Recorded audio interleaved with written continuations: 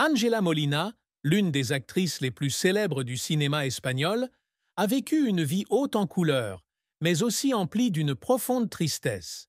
Sa plus grande tristesse, comme elle l'a elle-même confié lors d'une rare interview, résidait dans le sentiment d'être coincée entre le halo de sa carrière et des pertes personnelles irréparables.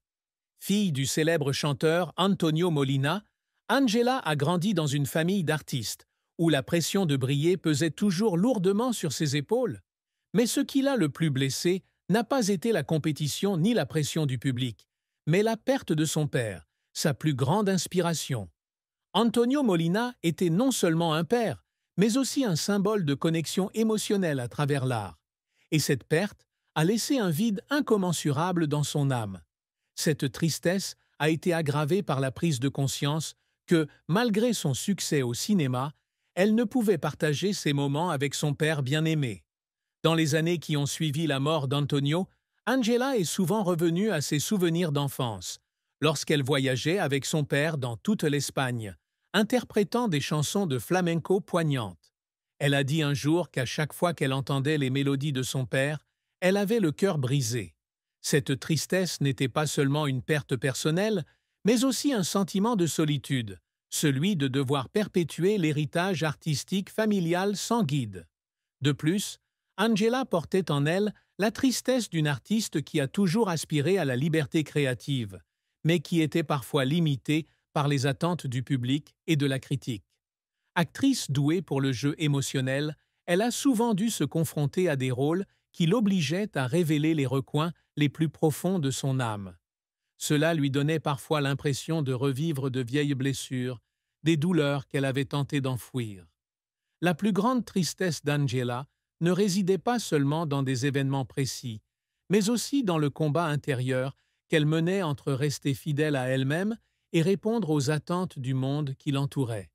La carrière d'Ángela Molina est une longue histoire de talent, de dévouement et de défis difficiles. Elle entre très tôt dans le monde du cinéma, à 18 ans, avec son premier rôle dans le film No Mataras, 1975, réalisé par César Fernández Ardavin. Ce rôle marque le début d'un parcours inspirant, la menant d'une jeune madrilène ambitieuse à la gloire internationale. Son plus grand succès survient 2 ans plus tard, lorsqu'elle incarne Conchita dans Cet obscur objet du désir, 1977, le dernier film du légendaire réalisateur Luis Buñuel. Ce rôle propulse Ángela vers la célébrité internationale et fait d'elle une icône du cinéma européen. La complexité du personnage de Conchita, une femme à la fois séduisante et mystérieuse, est brillamment interprétée par Ángela, ce qui lui vaut les éloges du public et de la critique. Tout au long de sa carrière, Ángela a travaillé avec des réalisateurs de renom, tels que Pedro Almodóvar, Ridley Scott, Giuseppe Tornatore et Jaime Chavarri. Des films comme Cher vive, 1997, 1492, La conquête du paradis, 1992, et Étreinte brisée, 1909, ont consolidé sa place parmi les actrices espagnoles les plus importantes. En 1985, elle est devenue la première actrice étrangère à remporter le prestigieux prix David di Donatello du cinéma italien pour son rôle dans Un complicato intrigo di donne, Vicoli et de Liti. En 1987, elle a remporté le prix de la meilleure actrice au Festival international du film de Saint-Sébastien pour son rôle dans La mitad del cielo. L'apogée de sa carrière a été le Goya d'honneur 2021, un prix pour l'ensemble de sa carrière, récompensant son importante contribution au cinéma espagnol et international. Cependant, la carrière d'Ángela n'a pas toujours été un long fleuve tranquille. L'un de ses plus grands échecs a été de devoir refuser plusieurs rôles importants en raison de conflits d'emploi du temps ou de mauvaises décisions artistiques. Un jour, elle a manqué l'opportunité de travailler avec un célèbre réalisateur hollywoodien, faute de pouvoir gérer son temps entre 2 projets en Europe. Elle l'a regretté pendant des années, car elle souhaitait toujours se lancer sur un marché international plus vaste. De plus, certains des films dans lesquels elle a joué malgré de grandes attentes, n'ont pas rencontré le succès commercial, ce qui lui a valu de vives critiques.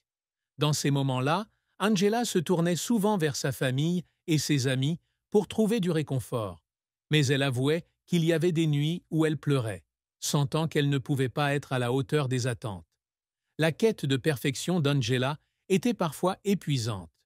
Pour préparer son rôle de Rosa dans Black Brood, 1977, un film sur la violence fasciste dans l'Espagne post-franquiste, elle a dû se plonger dans l'histoire et la psychologie des femmes vivant cette période mouvementée. Ce processus l'a obligée à revivre les émotions douloureuses d'une mère célibataire traumatisée, ce qui l'a plongée dans un état dépressif passager. Angela a un jour confié que, lors d'une scène particulièrement émouvante, elle avait pleuré pour de bon sur le plateau, non pas parce que le scénario l'exigeait, mais parce qu'elle ressentait la douleur du personnage comme la sienne. Bien qu'Angela Molina soit toujours en vie et poursuive sa carrière, la triste fin de sa vie peut être interprétée comme le moment où elle a compris que le temps n'attend personne, pas même une star comme elle. À l'aube de la soixantaine, Angela a commencé à ressentir un changement dans le regard que l'industrie cinématographique portait sur elle. Les rôles principaux vibrants qu'elle avait tenus ont progressivement été remplacés par des seconds rôles ou ceux de mère et de grand-mère. Bien qu'elle fût toujours respectée et aimée, le sentiment d'être éclipsée par le temps la poussa à une période de réflexion. Dans une interview accordée à Dust Magazine en 2023, elle confia « J'aime toujours jouer, mais il y a des jours où je me regarde dans le miroir et me demande si j'ai encore la force d'apporter quelque chose de nouveau au public. » Ce moment ne marqua pas la fin de sa carrière, mais la fin d'une période où elle était au centre de l'attention. Angela dut apprendre à accepter que, si son talent brillait encore, la jeune génération prenait peu à peu le dessus sur scène. Ce n'était pas seulement une tristesse personnelle, mais aussi un rappel de la fugacité de la célébrité. Cependant, au lieu de sombrer dans la tristesse, Angela choisit de poursuivre son engagement, en participant à des projets télévisés comme Gran Reserva et Velvet Collection, où elle continua de prouver que l'âge n'était pas un obstacle au talent. La vie amoureuse d'Angela Molina fut un parcours fait de hauts et de bas, entremêlant joies et peines. Elle se maria 2 fois dans sa vie. Elle épousa en premier lieu Hervé Timarche, un acteur américain. Ils eurent 3 enfants, Olivia Molina, née en 1980, Matteo, né en 1982, et Samuel, né en 1985. Olivia, sa fille aînée, devint également une actrice célèbre en Espagne, perpétuant l'héritage artistique familial. Cependant, leur mariage avec Hervé fut de courte durée et ils divorcèrent quelques années plus tard. La plus grande tristesse de ce mariage ne résidait pas dans la séparation, mais dans le sentiment d'échec de ne pas pouvoir offrir un foyer complet à ses enfants.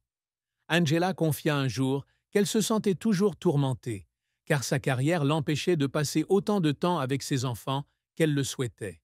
En 1995, Angela se remaria avec Leo Blackstad et ils eurent 2 autres enfants, Antonio, né en 1995, et Maria Isabel, née en 2003. Ce mariage semblait lui apporter plus de stabilité et de bonheur, mais il ne fut pas sans difficulté. Émotionnelle, Angela était souvent confrontée à des conflits internes entre amour, famille et carrière. Un autre point noir de sa vie amoureuse était la solitude qu'elle ressentait parfois, même auprès de ses proches. Elle a confié un jour qu'en tant qu'artiste, elle devait souvent vivre dans un monde d'émotions intenses, ce qui la mettait parfois à l'écart de son entourage, y compris de son partenaire. Un secret qu'Angela Molina aurait gardé secret pendant de nombreuses années est son combat silencieux contre la santé mentale au sommet de sa carrière. Malgré son apparence forte et confiante, peu de gens savent qu'Angela a connu des périodes de doute et de peur de perdre sa créativité. Lors d'une interview privée, elle a révélé avoir parfois eu l'impression de se perdre dans ses rôles, au point de ne plus pouvoir distinguer son personnage de sa vraie personnalité. Pour surmonter cela, elle a suivi une thérapie et suivi des séances de méditation, mais elle a toujours gardé ce secret pour préserver son image publique.